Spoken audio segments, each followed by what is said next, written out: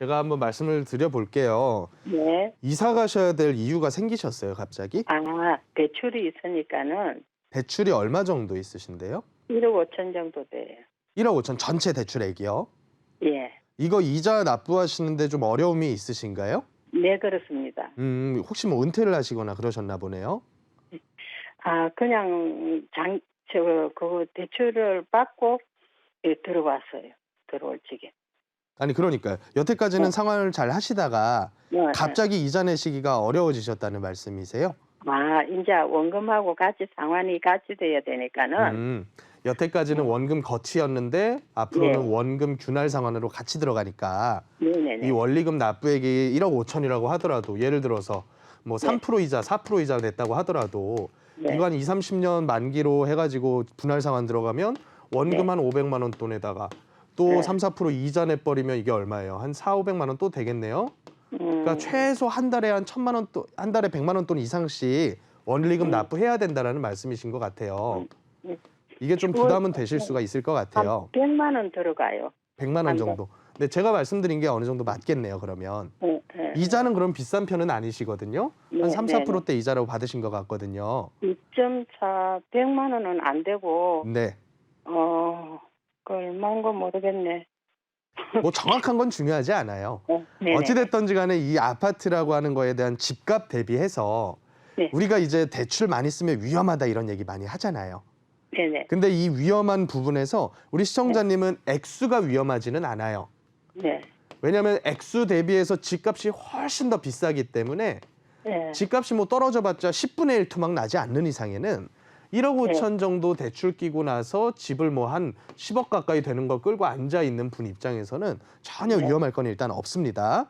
네. 근데 문제는 시청자님처럼 이제 앞으로 은퇴하실 분들 중에서는 이 네. 대출 원리금 상환하기 좀 힘들어지실 분들이 왜 없겠습니까? 네. 그럼 이제 어쩔 수 없이 매도 쪽으로 생각을 하실 수밖에 없을 것 같고 네. 물건에 대해서 물건 자체만 놓고 보면 사실은 굉장히 괜찮은 입지에 있는 또 앞으로 교통에 대한 이슈도 개선될 여지가 굉장히 큰 그런 네. 지역에 괜찮은 아파트다라고 저는 봐요. 네네. 뭐 강일지구 별로 안 좋다고 얘기할 사람이 몇 명이나 되겠습니까? 네. 그렇지만 내가 이거에 대해서 네. 끌고 갈 능력이 안 되면 이건 어쩔 수가 없는 거거든요. 근데 만약에 이제 시청자님께서 말씀하신 것처럼 1번 매도하는 방법, 2번 전세 놓고서 다른 지역 가서 내가 전세 거주하는 방법. 네네. 이 두 가지 중에서 두 번째, 전세 놓고 전세 거주하더라도 네. 시청자님께서는 그러면 전세금 받으신 걸로 네. 이자로 그 원금을 다 상환해버리고 네. 그리고 나서 시청자님께서는 아주 저렴한 전세로 가셔서 그쪽에서 네. 사실 생각이시란 말씀이시죠? 그렇죠. 그러면 나중엔 언제 매도할 생각이세요? 여기가 조금 뜨면은 네. 매도하면 어떻겠느냐. 전 잘 모르니까는. 많이 떴잖아요. 모르고. 네. 많이 떴잖아요, 지금도. 이보다 더 뜨지는 않을 것 같아요. 세월이 걸리겠죠, 아무래도? 이게 지금처럼 예. 1, 2년 동안에 굉장히 많이 급등한 상태에서 이제부터는 가격대들이 많이 눌리고 있잖아요, 여러 지역들이. 네네. 그런 상태에서 다시 반짝하면서 단기간 내에 뜨기는 어려워요. 네. 세월이 쭉 흐르면서 이제 어느 정도는 가격도 조정도 됐다가 매입할 사람들이 충분히 매력을 느끼는 가격까지 흘러갔다가 네. 그 다음에 다시 탄력을 받아서 올라가면 그때는 더 올라가겠죠. 근데 이건 세월이 좀 걸릴 거다라고 저는 보고 있어요. 그러면 이제 선택은 어차피 시청자님의 몫인데 네. 만약에 그런 식으로 하셔가지고 전세 주시고 시청자님 본인도 전세 나가시면 나중 가셔서 일로 다시 입주는 하기 어려울 거예요.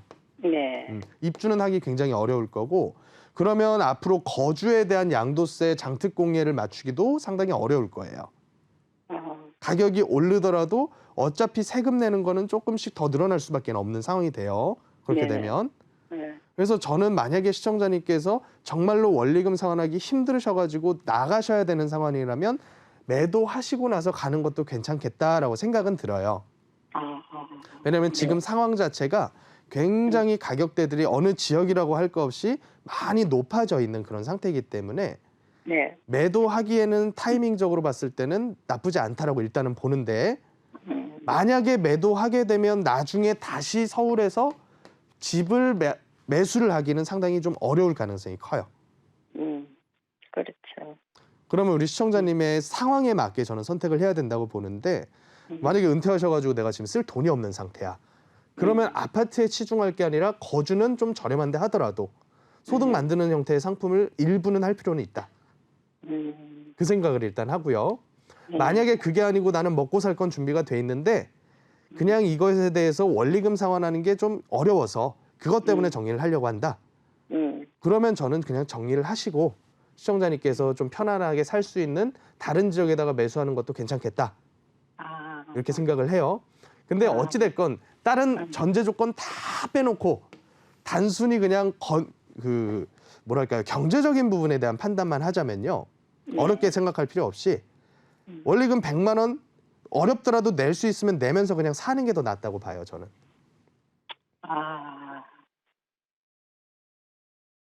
하나는 좀 어렵죠. 좀 생각을 해봐야 되겠네. 그러니까 왜 그러냐면 눈 딱 감고 10년 버티면 어찌 됐던지 간에 여기에서 딱 자리 잡고서 안 밀려나고 살고 있던 것만으로도 굉장히 큰 힘이 될 거라고 저는 보는 거예요. 능력이 있다면 버틸 수 있는. 여기까지만 오늘은 정리해도 될까요? 예. 아유, 감사합니다. 고맙습니다. 네. 아유, 감사합니다. 네.